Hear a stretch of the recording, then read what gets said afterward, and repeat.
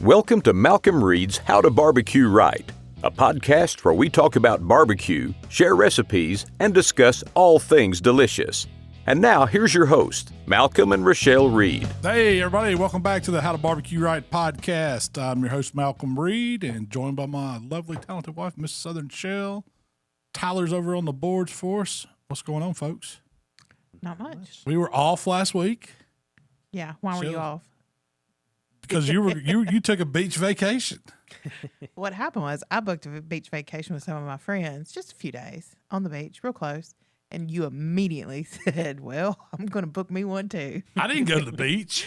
You went to the water. Yeah, I went to the water. We went down, me and the other buck junkie guys went down to Venice, Louisiana and did some red fishing. We're trying to get in on a tuna trip, but the seas were a little rough, and you know that I don't do rough seas. Yeah. We did go, man, Venice, Louisiana is a long way. How long is it? Well, long way. I say long way. It's no longer than y'all drove to the beach. It says it's 6.5 hours to get there from our house, which isn't bad. But in New Orleans isn't a bad drive at all. You know, I can do New Orleans in 5 hours. But that extra hour and a half feels like 5 hours because traffic. Like, I've never been in traffic in New Orleans. Really? We went around, I guess it would be the east side. Did you go through New Orleans? Yeah.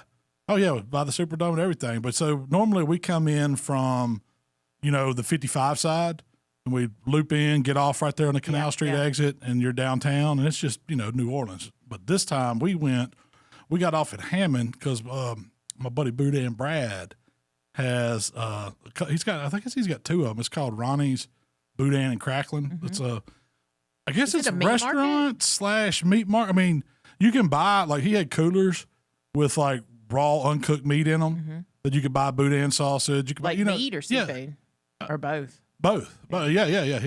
His were all pork that I had. Okay.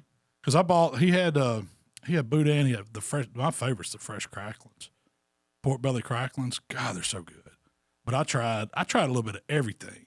I bought smoked Boudin. I bought just regular Boudin, which I guess is like steamed or something. Mm-hmm. I bought Boudin balls. I bought some meat pies, which is like a little Cajun. It's like my little favorite Jamaican meat pies, but these are like Cajun version. And then I bought. They still had some Boudin kolaches left from breakfast, and I bought a pound of cracklins. Yeah. So I had me a good. I didn't eat all that. I mean, I took, like, this was going to be road snacks and take with us to the fish camp. And so I wanted to stop. This is the first time I've ever stopped there. And it's not that far off 55. I think it's on Airport Road if you're ever in the Hammond area. But it's just, it's just a little Boudin stop, and it's good. I mean, he had the hot sauce and the seasoning there on the counter, and you just, you go sit down. He's got a few tables.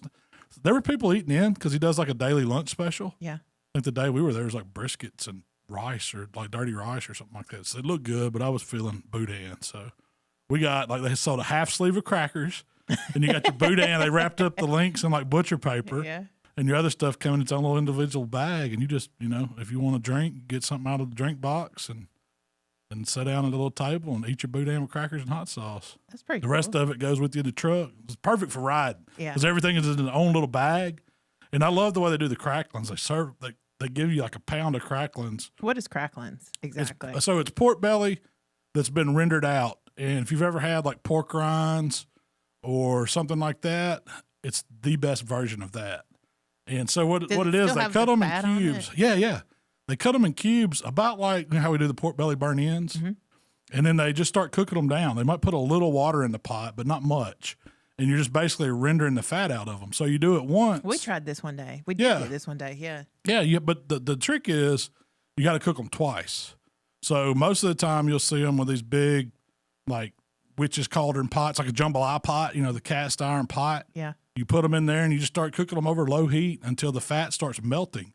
And what it does is it renders the fat out of it. And sometimes they have a little piece of that meat on there, you know how the belly does? Yep. And so you get that texture difference from the fat to the meat. Yeah, because the meat's usually a little chewier and the fat's like real just melt in your mouth. That's right, because the meat, I would kin the meat to a little bit like jerky. Yeah. And so you cook it down and the fat renders, and that's what cooks it, the lard that's cooking out. But the rest of the fat that remains gets like super melt in your mouth crispy. And so you cook it all one time and you take it out, and usually you see them like, the flats that like cases of canned drinks used to come in or beer. It's just like the cardboard flat like we use for frying fish and put paper towel on it. They'll throw them in those after the first cook. When they get rendered down, they're kind of toss them around. And then they set them up there and drain. And then they crank the temp up a little bit to get that grease like frying temp. I'm guessing like 350, something like that. They throw them back in. So they've kind of cooled down and drained. Well, what temp were they cooking them the first go? I would just say low, just because you're trying to render it. Because you don't want to do them too fast. Yeah. Okay. Slowly rendering. And you'll see them, they start shrinking. They make their own grease or lard. Yeah. That's what you cook them back in the second go. So once you get them all par fried and rendered down, you crank that temp up a little bit, the deep frying temp, and you drop them in, and it kind of poofs them a little bit. They get extra crispy. And then you take them out and season them. That's when they're so good. But that's my favorite really thing. Yeah, that's it's worth to stop at any of those. So, like in that part of the New Orleans part, at the little gas stations, you don't see it as much. But when you start going west through like Acadia, Cajun country, there's all kinds. Every little gas station will have boudin and cracklings, and that's and where you want to go. Too. Yeah, usually really good. Real deal. There's one gas station we always stop at. That one's at Kentwood. The home of Britney Spears. Yeah. Or birthplace of Britney Hey, Spears. that's still a cracker, too. He's opening up a place there. Oh, yeah. I think it's, he's having like a grand opening celebration, crawfish cook-off. Like, is it this month, 24th? Yeah, I think it's not next weekend, but the next. If I don't have something booked, I'm going to go pop in on him down there. I know, but I got us tickets to Dwight Yoakam. I know. That's going to be tough. I see Dwight on Friday and then drive down to Kentwood on Saturday. I don't know if I can make it. We could do it, I guess. But that's in Kentwood. That's all 55. That's like, soon as it's not too far once you cross over into Louisiana. It's like, the first main exit. There's a Chevron there. Yes, the Chevron. They've got the boudin and they've got fried shrimp. They're like prawns. Man, they're so good. And they have like... and they got a casino. You can go next door and play like slot machines. I don't know how legal that is. And they have a dacquari, a frozen daiquiri section. They may do bingo there or something. Yeah. I always thought, we hadn't stopped there in a while. Well, there used to be, we stopped all the time. Yeah. That was just a good place to fill up with gas before you got to New Orleans. And we stopped there because of the boudin. But it's good too. They don't have cracklings, I don't think. I've never noticed them there. So did you eat anything good while you were fishing? Because you pretty much went down as far as you can go. Yeah. The fish camp that we stayed in, I did. I had something awesome. Snapper throats. Oh, we've had those before, yeah. Yeah, but I grilled them when I did them. I basted them in butter and king crawl and lemon juice and cooked them on a Weber over fire. But this one, they deep fried them. And they were phenomenal. Really? Yes. Would it pull, because... Oh, it was like eating delicious like crab meat off the... Yeah. That's what it's sweeter. Yeah. And if you don't be like red snapper throats, man, they are phenomenal. Don't throw those away. And I'm wondering, so all the guides come in because it's snapper season down there now. And we saw like people that went out the day we redfished kind of inshore.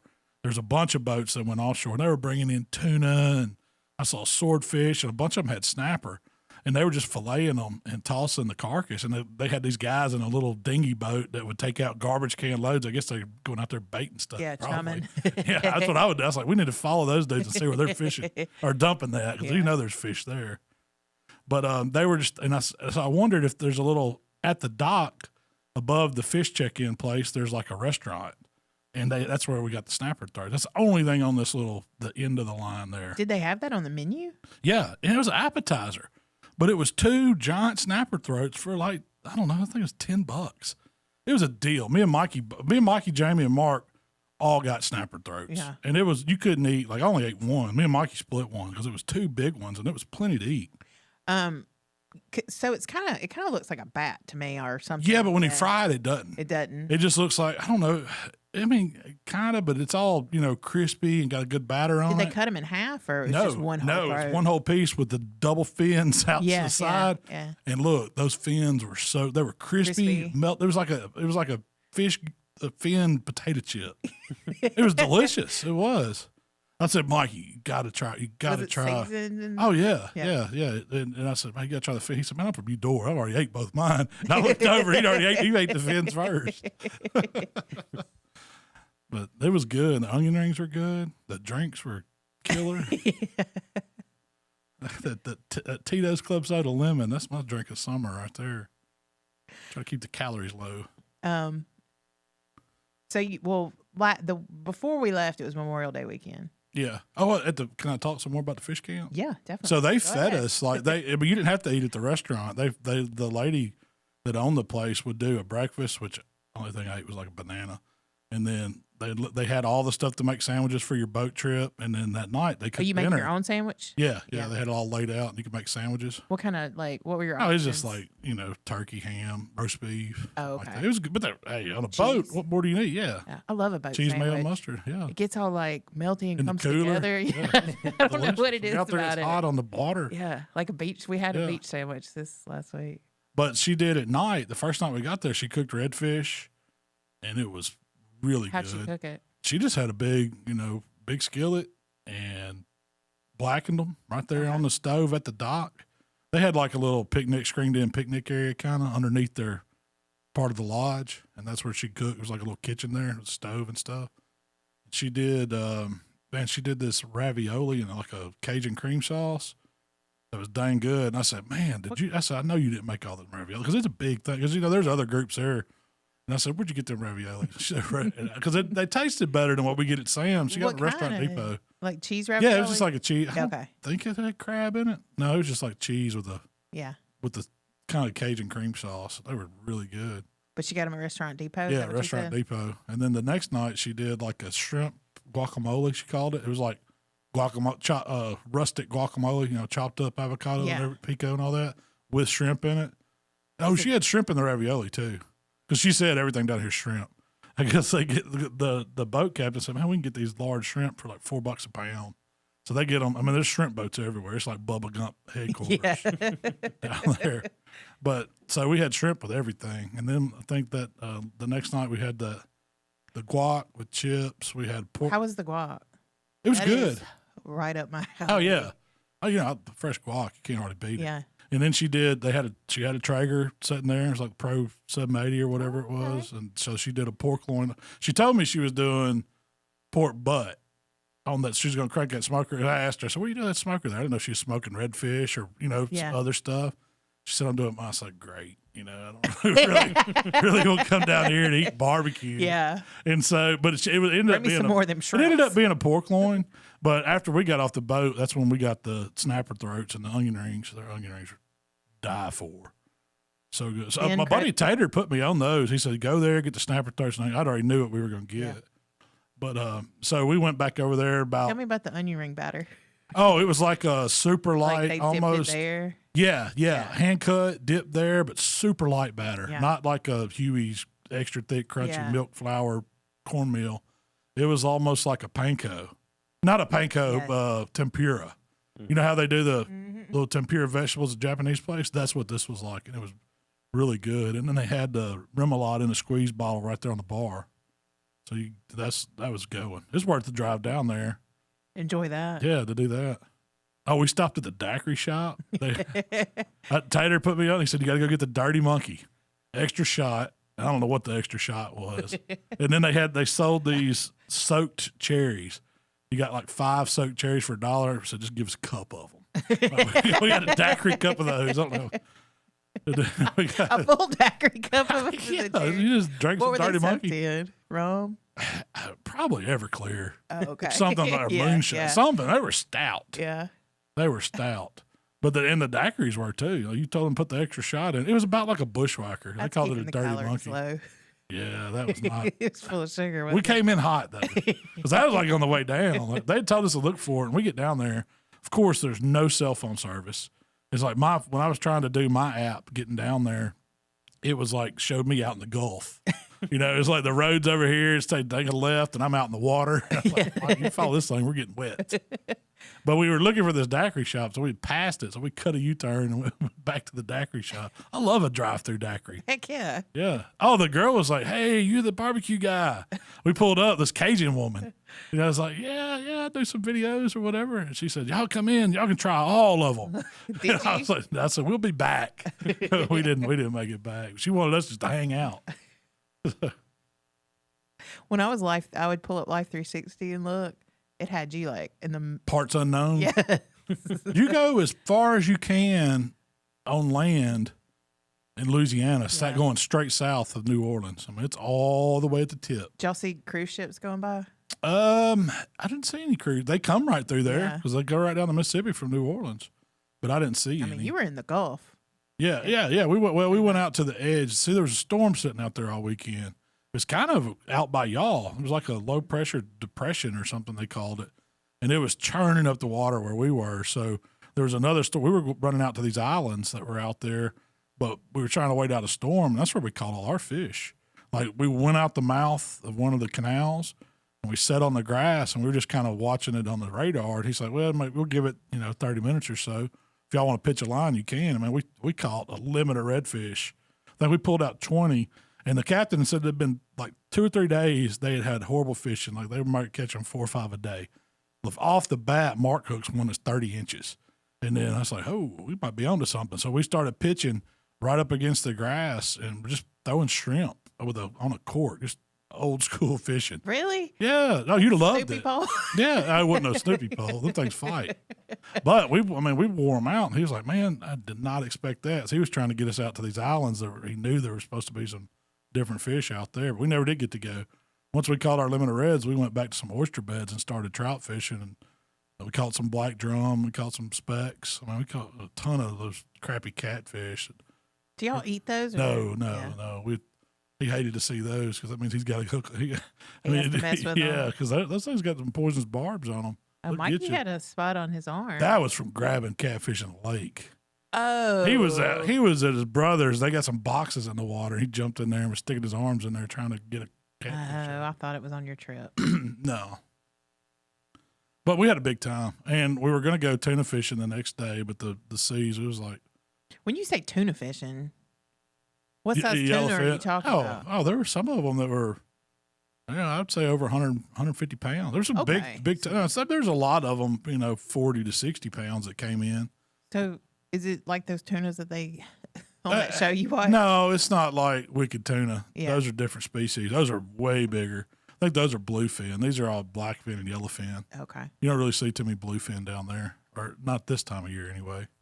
There might be some, certain times of year, but I'm ready to go back. I'm ready to go back. And get some tuna fishing. Yeah. Do you fish tuna with a cork and a Snoopy pole? No, you do not. Totally different fishing. But I do want to buy one of those center console boats. I know. So we can just go ahead and put that money down on one, maybe. Talk to the bank. I usually just drag my feet, don't say too much, and something else shiny catches your eye. That'll make you want one going down there. But it's like the fishing capital of the world down there. I mean, it's awesome. So before we left, it was Memorial Day. Yes. And so you cooked 2, what do you call them? Pork collar? What are they? It's collar trim butts. So these were some that Kevin had sent me a while back because I think they what happened was they started making these legal for KCBS cooking for a pork category. Well, what are they? So a collar trim butt, it's the best parts of a butt. They chop it off before that blade bone. So you get the money muscle in, and these have beautiful money muscles on them. They do. All the tubes behind it and a little bit of what we call that bacon or that fat cap on top with that good meat. And that's it. There's no bones. They probably weigh 3, I don't even know if they get up to 4. They might get to 4 pounds. Somewhere in that range. Somewhere in that range. Because it's half a butt, Yeah. But it's the best part of the butt. And I'd had them in the freezer for, a couple months. And I was like, I just wanted to cook some barbecue for Memorial Day. It was just us at the house. Make some nachos and sandwiches or whatnot. And so I seasoned them up and just threw them on the pellet grill. I put them on, let's see, was that Friday night maybe? And I put them on at 11 o'clock and just put the pellet, I had them on that pellet grill on like 200 degrees. And the next morning I got up about 6, 7, went out there and I put my probe in them, let it run. It was on my app all night. So it was super easy. And I was watching them, and they were like 165, 170 when I got up about 6, 7 hours later. So I wrapped them up and just let them roll till they got to like. Did you crank the heat up after you? Yeah, I did bump it up to like 250 just to get them through that stall. And man, they were in a few more hours. They hit temp, and I threw them in one of our little dry coolers. the little party stacker, and let them hang out till that afternoon. Because I was like, I'm gonna just, give them a good 4-hour rest. Yeah, and man, they're awesome. Very good. Yeah, awesome. So I pulled one of them immediately, and that's what we ate on. Well, the other one I just left it wrapped and put it in a Ziploc bag and threw it in the refrigerator. Well, the next day I was like, I got to do something with that butt. So I unwrapped it, and instead of pulling it, I sliced it thin, and it was amazing. It made it's kind of like, do you remember when we went to Kansas City? And I think it was Bryant served the sliced pork. That was what it was like. And slicing it cold, you could get those thin slices with a knife, and you could see what was cool about it is you're seeing that cross section of the butt. So you're seeing every tube in it, all the muscles of it, and it's kind of encapsulated by, a little bit of that rendered fat. And so it's stayed juicy. So all I did was pop it in the microwave for a few seconds. It don't take long.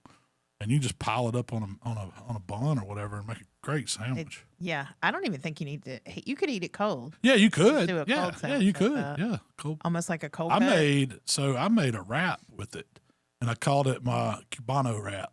It's because but I did it a little different. I was trying to eat a little better, so I put one of those low carb wraps down.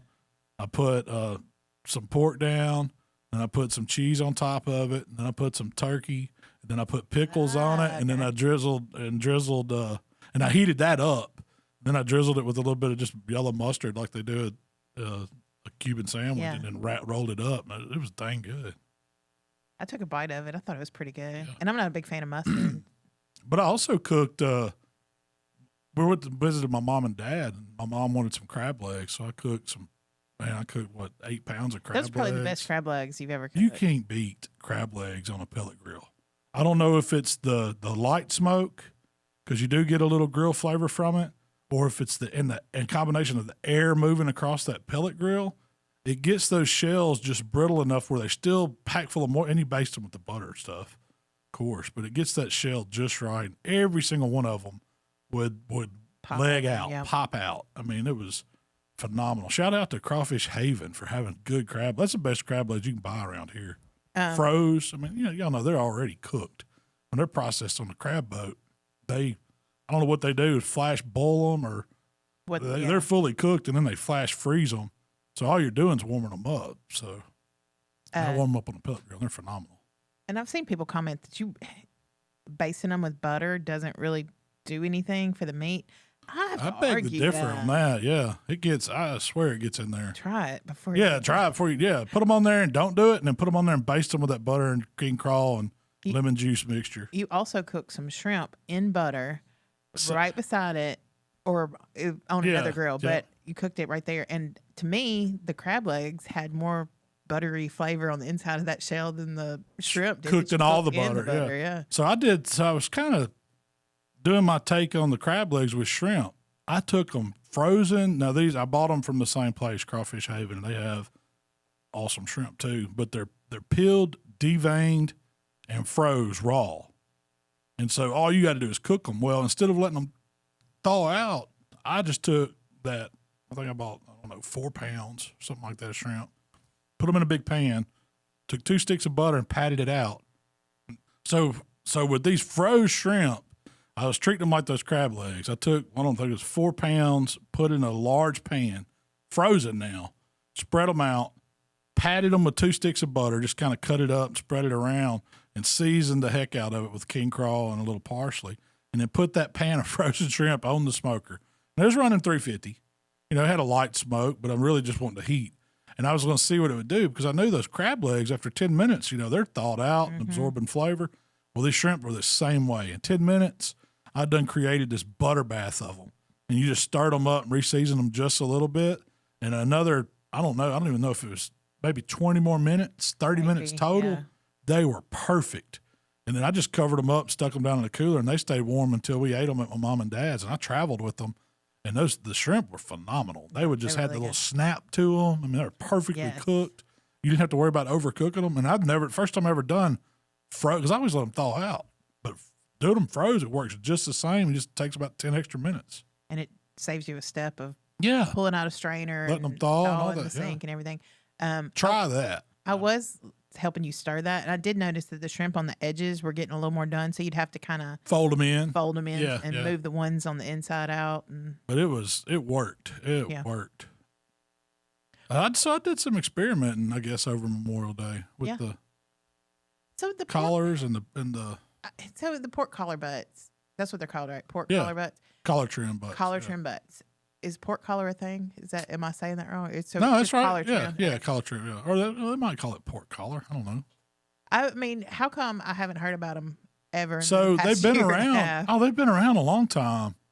They just were illegal to cook in competition barbecue. Gotcha. Because people, Snake River Farms had them ever since we were buying Snake River Farm briskets. Okay. They called them CT butts. And that's what the rules were. You can't use CT butts or whatever. That's collar trim. Yeah. So and I think they use them a lot when they're curing meat. It looks like when you sliced it, when it was cold and you sliced it, it looked like what's it? I'm trying to think yeah, you know what I'm talking about. I'd have to look. The meat you put on a charcuterie board. Capicola. Yeah, I think that's it. That's what they term. Like a capicola. Yeah, and that's what it is. They take that and they age it and they cure it and age it and hang it up and it shrinks it down. But it's that perfect money muscle tube, and that's where it comes from, off that end. But so what I like about it is it's all good meat. There was no waste on it. And if you're not wanting to cook a whole butt, if you got a small family, we had plenty of it. Yeah, Michael had some friends over, and we ate. And oh yeah, it was good. It was really good. I think we even had some left over after all of us ate. So yeah, it was really good. So your smokehouse is almost done. I'm getting the TVs installed today. TVs into your smokehouse, multiples. You gotta have, if you're gonna be hanging out and you want to watch videos or put the YouTube videos up, you gotta have TVs, right? There's a bedroom. Whoever stays there needs something to watch when they, lay down, want to relax. But if I'm hanging out in there cooking, I'm gonna have the games on and stuff. Yeah. Pretty much make it a sports bar. That's what it's starting to feel like. I hadn't bought the kegerator yet. I don't know where it could go. Taps. We need at least 3 taps, right? 3 different kegs. Yeah. Is that right, Tyler? I'm on your side on this one, man. I've got the place for the cornhole. We're gonna get a dartboard and pool table. We've got a regular sports bar. We do. We do need a good dartboard. Yeah. And we do have a great spot for cornhole. Yep. I'm excited about it. No, it looks great. I did. What I'm really thrilled with is that epoxy floor they did out in the cooking area. Man, he sprayed it yesterday. I guess they had to prep it one day and let that set, and then they sprayed it and it was supposed to come back yesterday afternoon and put the final coat on. It looks so good. What was the reason for doing the epoxy on the floor? So it's supposed to it's not going to be as slick as like regular slab wood, regular concrete, because you're going to spill stuff on it. And it's supposed to be easier to care for. It has some texture to it, but you can still mop it, spray it. I put a little extra water spigot inside where I can hook up a hose and spray everything out. And that was, something I wanted to do, is I know what cooking areas can do, but that was why I did it. And the color of it kind of helped with the lighting in there. It kind of made it, it's given it kind of darkened it up some to where we can control it with the lights overhead to get better film lighting. So that was one reason why I wanted to put something on the floor that had a shade, like a tone to it. And it's not like super dark. It's just, it has a little bit darker finish than regular slab would. It looks kind of like rocks. It kind of does. It's textured like that. Now he's going to come back and put a poly coat or something on top of it to kind of smooth it down some, and a protective coating. That way you can just brush off, but it's not going to be slick at all. It's going to have some texture to it. So, yeah, before then it was just a slab of concrete. Yeah. Which I didn't even know it could, a cooking area could look that nice. Really. Oh yeah, it's super nice. I'm excited about it. Yeah, keep the flies out. I'm excited about that. It's got a big fan. It's got an exhaust system. It's cool in there. Like we were out there middle of the day, hot, 90 plus degrees here in Mississippi, and it was cool in there with just a fan circulating. That's a big ass fan. Literally, that's the brand. Yeah. It'll be good. Much better filming. But now comes your part, though, the decor. I'm ready. The only thing I've got is a boar's head that I want in there. The rest of it's up to you. And TVs. Yeah, I did my part. That's my part of decorating. I got a big wild boar head mount we're going to put in there. and then I got some TVs. But hopefully next time we film a video. Yeah. I hope so. The guys from Grills. Yep, because we're putting some outdoor, outdoor built-in cabinetry for outdoor bar. They're bringing that. It's already here. It's at the shop. I'll have the guys take it down on the trailer while we're gone, and then Monday we're going to go arrange stuff, and then Tuesday we're shooting some videos of putting that stuff together, installing it. Actually building your outdoor kitchen. Yeah, the outdoor kitchen part. It's going to make like an L-shaped bar. You know, you gotta have some cabinetry back there to do prep and to store stuff and stuff like that. It just gives it that outdoor kitchen feel. Yeah. Indoor-outdoor feel. I love you're expert about. You've never had anything like this. Heck no, this is all super nice to me. I've had some homemade stuff. But I'm excited You've about never that. had like really countertops. Never had a sink out in your cooking area. Yeah. I'm really excited about the sink. And you've got a fridge, a mini fridge for putting stuff in. Plenty of cold Miller Lights.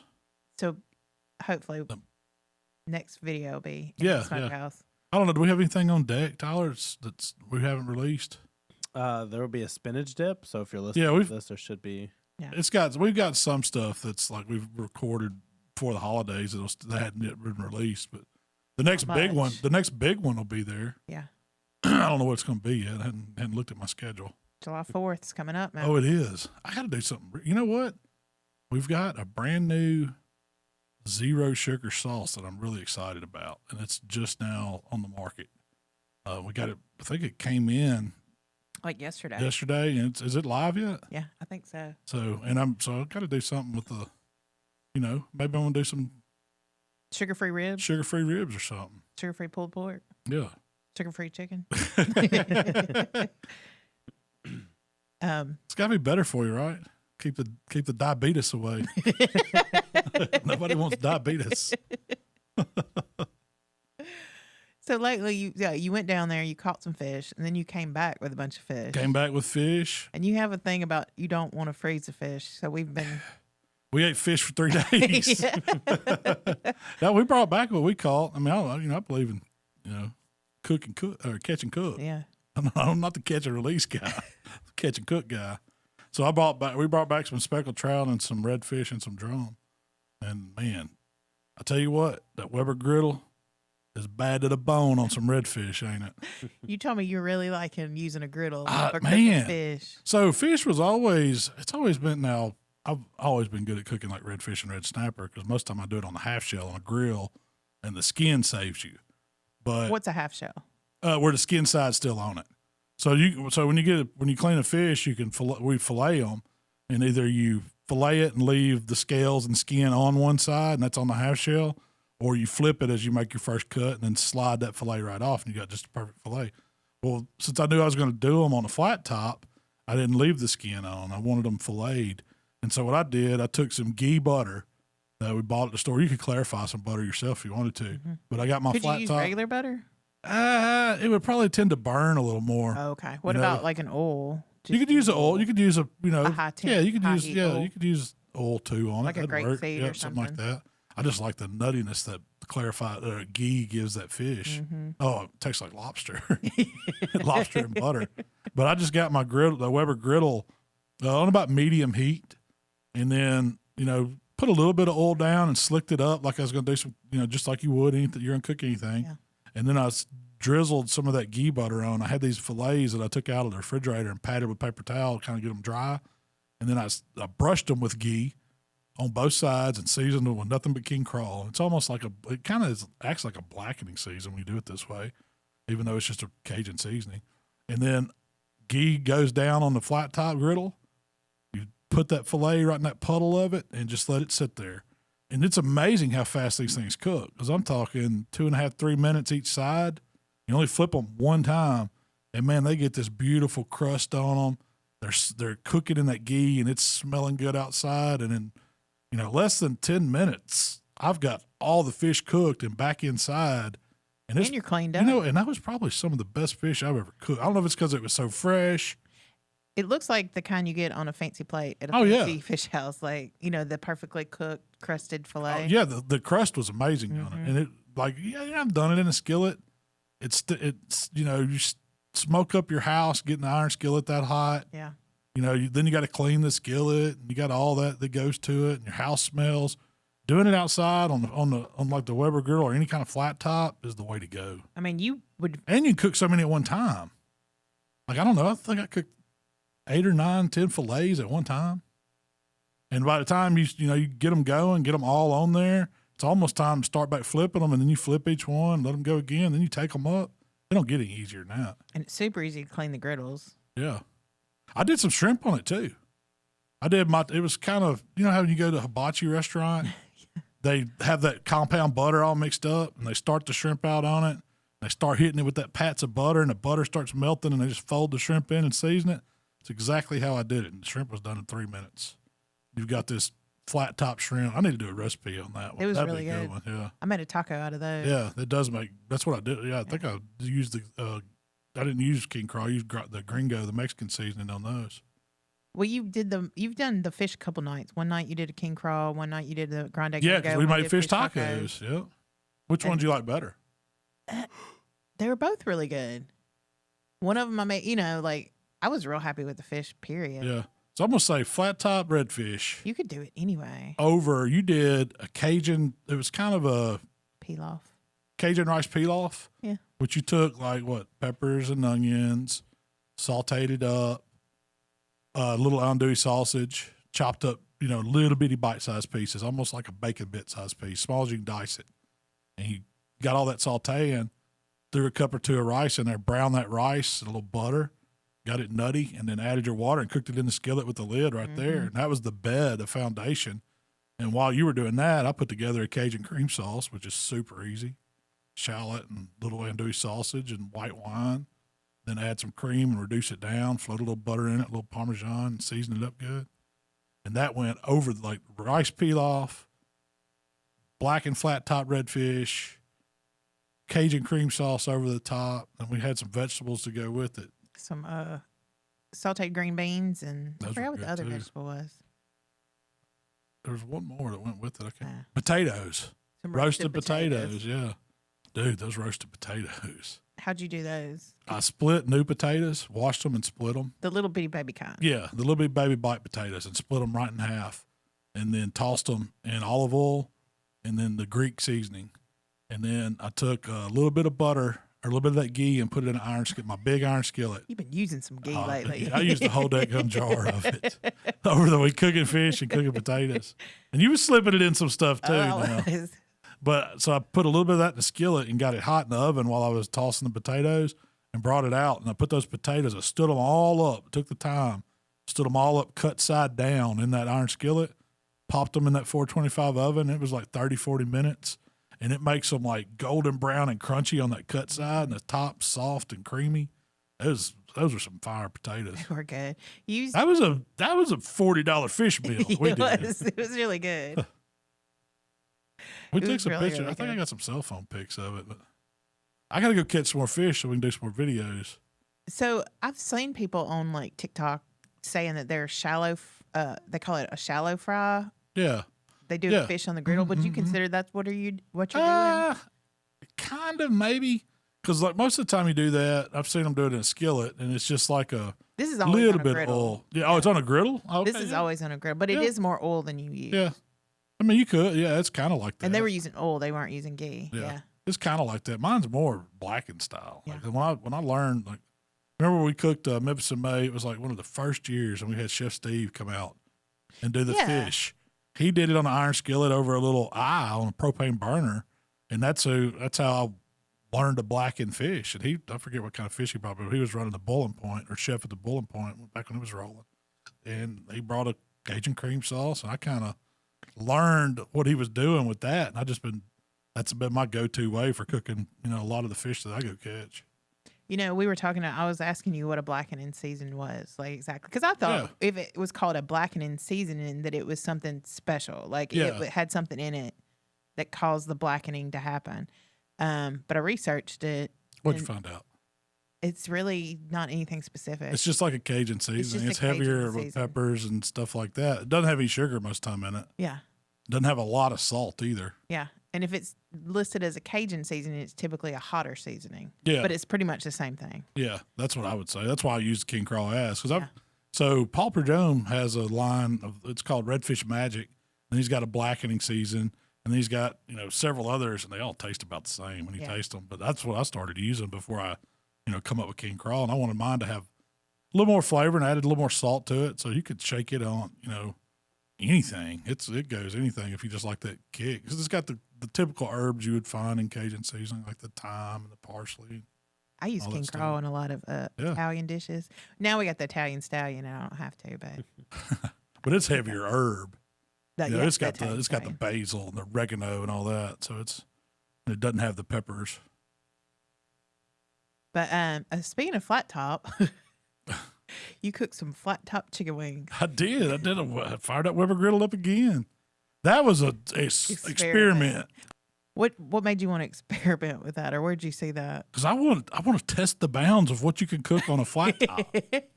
Like if you had to, if that's all you had, could you cook chicken or could you cook stuff on it, or how? Because I see people do it on TikTok and other short content stuff all the time, and I'd seen some people do some wings on it. Must have burned the crap out of them. So I said, well, one, you're cooking them too hot, and you're probably not flipping them often enough. And so I did. That's all I did. I took some whole wings and cut them up party style, drums and flats, and then I put them in a Ziploc bag and put the blue plate to them. That was put the blue plate to them. So when you're cooking on flat top, you got to oil stuff, right? Speaking of blue plate, best mayonnaise on the planet since 1927. New Orleans. Quality. That's right. Quality. There it is. Yeah. If you're choosing mayonnaise this weekend, make sure you choose blue plate. That's right. If you're choosing mayonnaise, choose blue plate. And look for that hot and spicy one. That's my new favorite. If you can find the hot and spicy, let us know. We're out here. I know I'm out. They don't have it at our Kroger yet. I don't have it at Walmart. Yeah. I should have stopped at one of the Rouse's down in New Orleans. Yeah, but they New had Orleans it. proper and got some. I went to Rouse's. Oh, did you? Yeah, in Orange Beach? Yeah. I bet you they have it down there. Do you know how good that would be on wings? Because it would work. It didn't give you that hot wing flavor. I didn't have enough to do it. Yeah. With the house. We eat the stuff. But so I knew that you have to put a lot of oil down to get these wings right. And so instead of just covering my griddle constantly and having to add oil, I said, I'm going to use mayo as a binder. Yep. It's going to be the oil on the outside. It's going to help it brown up, because I've done it with chicken and chicken wings on the regular pellet grill. I know what it does at higher temps. Do you also feel it gives you a little tangy flavor too? I don't think you would know it was mayo. Like when those wings were done, nobody would know you had them coated in mayo. But it allowed me to season them too and get that season in there. And if I'd had that hot and spicy, it would have made it. It would have gave it the look. They'd have had that orangey look. And so all I did was throw them all in a Ziploc bag, put the mayonnaise in there, season them up, and then dump them out on my preheated flat top. And I kept it about the temperature. It's probably a little less than medium. I would say a medium low, because I wanted them to cook because that wing's thick, Yeah. And it's going to cook on that flat surface. That's your only heat. There's no overheat on it. It's going to cook bottom up. So whatever side it's on, that's where it's getting most of the heat. And so if you left it and didn't turn it and had your heat too high, they're going to burn up. Oh, yeah. And so now what I like now, before they get done. What I have noticed with this, it's the 27-inch griddle from Weber, or flat standalone griddle, I think they call it. It's the perfect size for heating from side to side, corner to corner. Mm-hmm. Like I said, I've got a bigger 36-inch Blackstone at camp, and there's spots on it that don't get the heat. Yeah. So it heats up really hot in the center over the eyes, but out to the edges, it doesn't get as hot. Yeah. So the Weber one, I could use that whole surface for cooking these wings. So when I got it medium low heated, they went on and they started sizzling, and I just kind of lined them up. Well, did you explain? So you put it in a Ziploc bag, mayonnaise, seasoning, AP, cayenne pepper. Yeah, just for hot wings. Onion powder, I think. Yeah, garlic and onion powder, or just onion powder. Yeah, just the onion, because I already had the garlic and AP. Yeah. And that was, Did you measure? I was just playing. You just because I was just the real reason was this is, can you cook those wings on that griddle? Yeah. And so that was, and I just tossed that around. They don't have to like marinate in it or anything. I pretty much tossed them, dumped them. Yeah, get them coated up good and dump them. And you could, I didn't even season them anymore, because I knew I was going to put them in a sauce. And so I lined them up on the griddle and just kind of kept them in rows. And by the time I would get them all, flipped, and I'd go, I don't know, Tyler, what do you think it was, 3 or 4 minutes, and I'd flip? Mm-hmm. I think in total couldn't have been more than like 20 to 30 minutes. Yeah, it was half hour probably tops, the whole cook. Yeah. I mean, the whole time. And the whole time you're turning them? Yeah, you're just turning them. Work. Not really. I mean, I'd let them go. So by the time you got each wing turned, you get set 2 minutes, and it's time to start turning them back. And then, of course, the flat started getting done a little bit before, because some of the, the big drums are thicker and more mass. And so I kind of started separating flats in one row, drums in one row. And then as the flats would get done, I'd take them up. But I was just looking for the perfect crispness on them. And I had my thermopin there because I didn't want to, wings are done at 165, but I don't like to eat them at 165. I like to eat them closer to 200. Even 202 is like my magic. But for some people, that might be, too much for a chicken wing. But if the bones pop out, the bite's perfect, the skin's good. So I was trying to slow them down and get them to that 202. Now I never let any of them go to 202. It was like 195. Yeah, because I didn't want to burn them.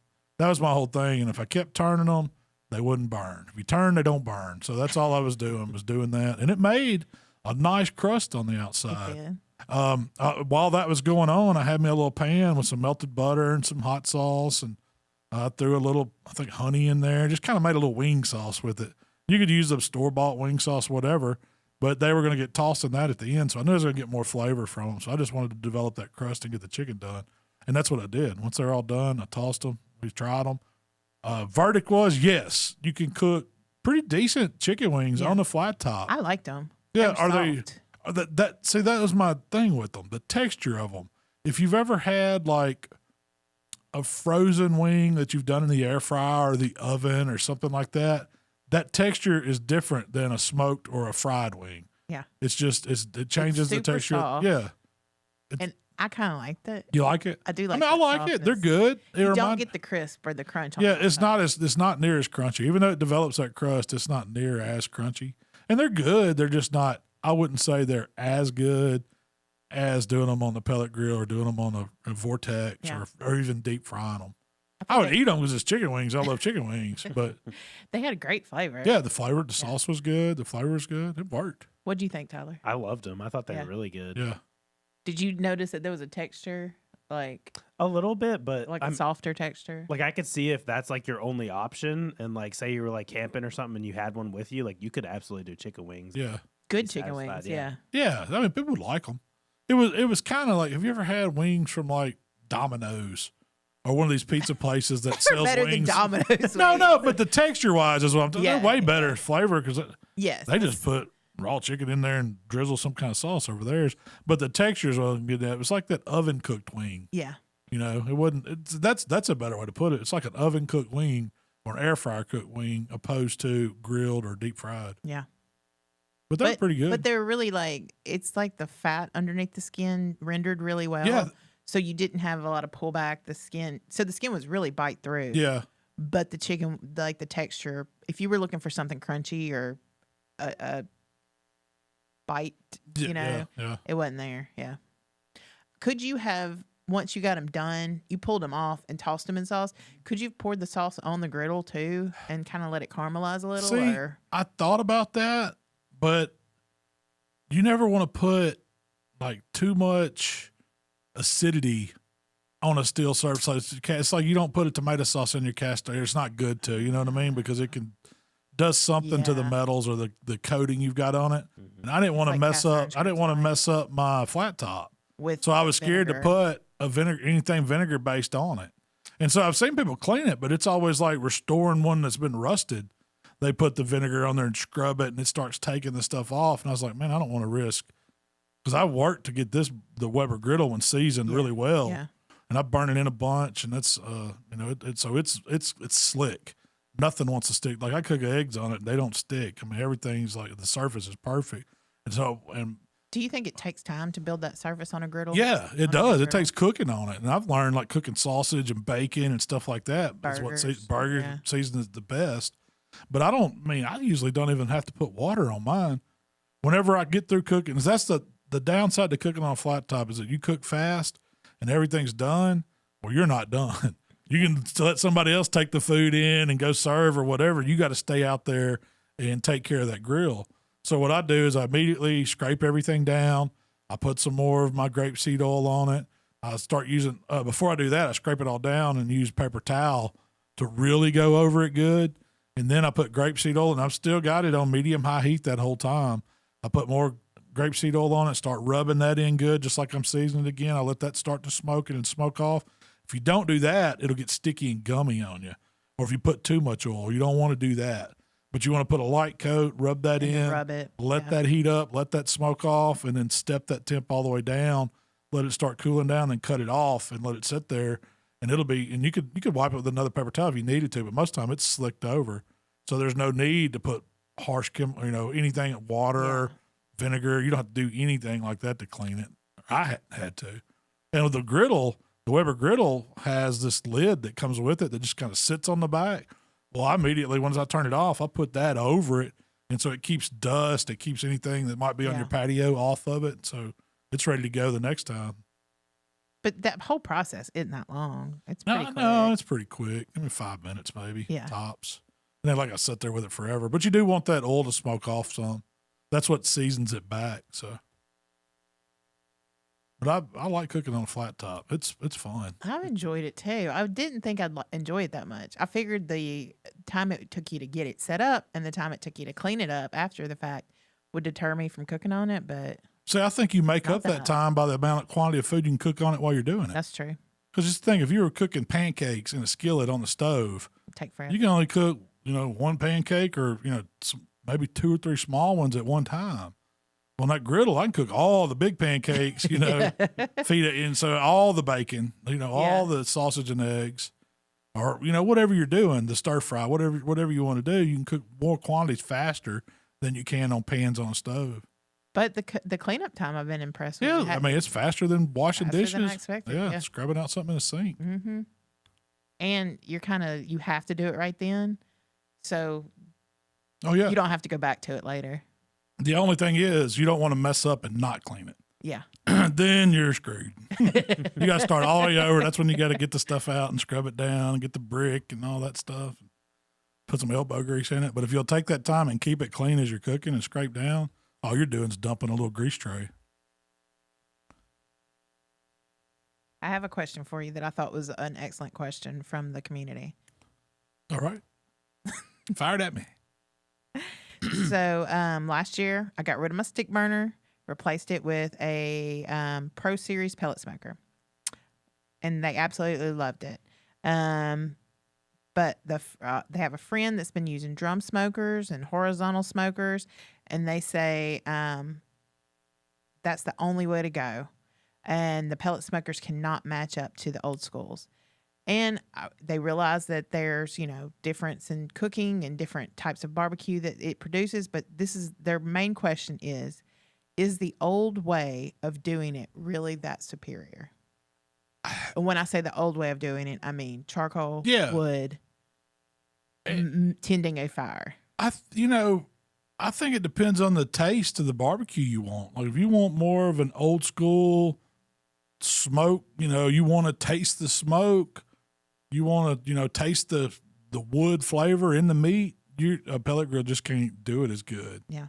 And I've always said that. But a lot of people don't like a heavy smoke flavor. I think that's why pellet grills, one reason why they're easy to cook on, but another one is people don't want that heavy smoke flavor. There's some things that I like to taste the wood in. Like if I'm eating pork butt, I want to taste some wood smoke. If I'm eating brisket, I want to taste that Texas post oak or that pecan. But I also think that old school barbecue, if you're doing it right, you don't get a heavy smoke. No, it's not heavy. Yeah, now done right. Yeah. But see, some people like that. Some people think it's got to be blowing like a freight train the whole time they're cooking, or they're not cooking real barbecue. Yeah.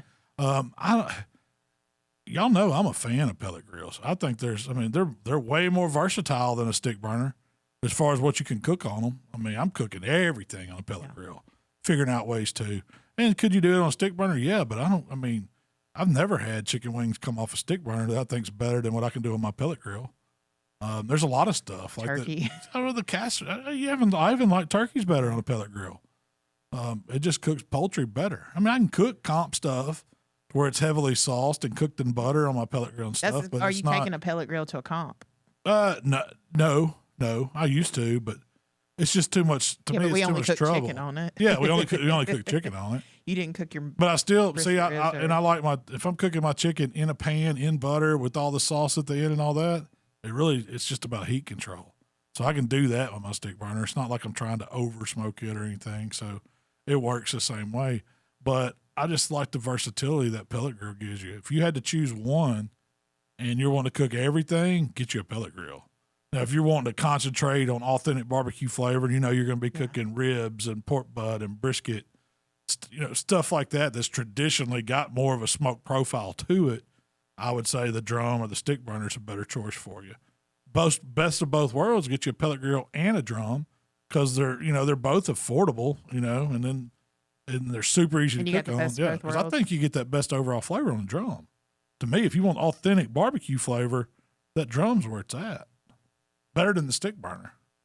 Now, the downside is it's hard to cook a whole packer brisket on a drum. You can squeeze it in there, but it's just you're limited on your you're limited on your space on that 22-inch rack. 2 racks. Unless you buy the big Drumzilla that Blue Zone's cooking. Can you imagine controlling the temp on that? I'd like to see how that thing cooks. I need to ask Tim how that thing cooks. I need a demo on it. So you're saying there is no one right way to do it? No, it's up to you how you want to do it. That's a valid argument from both sides. It's like, which one's better? Ford or Chevy? It's kind of that thing, or electric versus, gas, right? There's merits for all of it. I don't think somebody's less of a pit master, if you want to call it, if you want to be a pit master, if you cook on a pellet grill versus a stick burner. I think you need to learn all of it. Fire management is key when if you want to really concentrate on being the best cook you can be, you got to learn to cook on everything. Be versatile, but a pellet grill is a tool. To me, it's how you want to spend your time. Yeah, that's true too. There's a trade-off. Like, I'm not going to go put a stick on a fire every hour. No, that's just not fun. Worry about the wind and all that. You just want to set it and let it roll. I just want the effect at the end, and most of the time I'm not cooking, but I enjoy it when you do it. I would, that would be interesting to cook the same piece of meat on 3 or 4 different grills and let somebody taste them and see if they could pick which grills it came off of and which one was the crowd favorite. That'd be really interesting. Because I know I can cook a brisket almost as good as I can on my stick burner, my pellet grill. Now it takes a lot longer, and I keep the temp super low, so I'm in that smoke zone more. But it would be hard for somebody to tell one versus the other. I think that'd be a good little experiment. That would be. Maybe we'll do that at the Smokehouse sometime. Yeah, get some people to come. You'd have to have a lot of control. Like they'd all have to be seasoned the same, and all have to be done the same, and all rested. Work your time out, where they're done at the same time too, and rested at the same time. Yeah, and see if you could tell. It's interesting. That's very interesting. I actually have a community question that somebody was asking. I don't remember exactly who it was, but somebody wanted to see an Out the Smoke episode on it, so I'm assuming they want your take on it. Have you heard about people mixing pellets and like pieces of chunks of wood in the hopper? Greg brought that up on Barbecue Central channel show last Tuesday when I was on there. And that was one of his YouTube poll questions because somebody was doing it. I think he said with the Lone Star pellet grill. I'm familiar, I'm like Greg, I heard of the brand, but I don't know their pellet grills. But what they're doing to get more smoke flavor in a pellet grill, they're mixing Lone Star has their own line of wood chips. They're mixing like wood the little chips. Wood chips. I don't know what size. Okay. When I've seen wood chips, they're flakes. Yeah. Like shavings almost. They're smaller pieces. But they're mixing them with pellets and running it through their hopper, their auger, into their fire pot and creating more smoke. And he was like, his question was, would you do it or would you not do it? Would you do it? I said I wouldn't do it when I cook on all the time, but with an old banger pellet grill that I don't carry, an experimental one, heck yeah, I want to try it. And I told him, I was like, yeah, now that he brought that up, I want to see what it does because, we've done like minced onion, minced garlic, flavorings and put, different stuff in there. We mix in those charcoal pellets. Then we mix charcoal pellets to give us more heat. Yeah. So I've ran blends. I've blended my pellets a lot before I started buying a pre-blended bag just to get different flavors in it. And so you can tell, like when it's, when I've added like wood chunks in there on my diverter to give more flavor, it does make more smoke. So I don't know, if that's not the best way versus I don't know what wood chips will do to one. I immediately think, man, they're going to get hung up because the pellet's dense. It's made to go through that auger. Mm-hmm. I don't know what's going to happen when it starts pushing, flakes of wood or chips of wood in it. Is that going to bind up? Is it going to get soft? Because the machine's not built to do that. Yeah, it's not. I mean, that's not what they intend for. And I bet the manufacturer would say only do pellets in it. Yep. So and is it going to burn hotter and do something different to the controls? Like, because everything's temperature controlled on how that auger speed works. And if it's noticing those wood pellets are making it burn a lot hotter, it might not drop as much, and you might get burnout. So I don't know. That would be a good experiment to run too, to see what they do. I'm going to try it on. I just need to find a pellet grill I want to do it on. And I'm not sure what I did, but one time I started a fire in the auger, and it backfired. They do it sometimes. So that would be a concern too. Yeah. But I need to get just I need to. You need someone to donate you a beater. Yeah, beater. I think we got one. I probably got one. We got a couple back there. Willing to sacrifice. You're going to be upset if I. There's one, I'm not going to name it, but it was supposed to be a really good one, and it is not living up to its name. I wouldn't mind. After that, we could blow it up. Tannerite it. I know Mark's been itching to do it. He's itching to blow something up some Tannerite. So. Well, Malcolm, that's all I have for you today. All right, we didn't even talk about all your beach prep. That was good stuff that people might want to know. Yeah, vacation planning. We'll talk about that because we're doing it for our weekend this weekend too. I'm going trout fishing this weekend. So. I'm gonna start a business where I prep for vacation meals. Plan your vacation meals. Turns out I'm good at it. Yeah.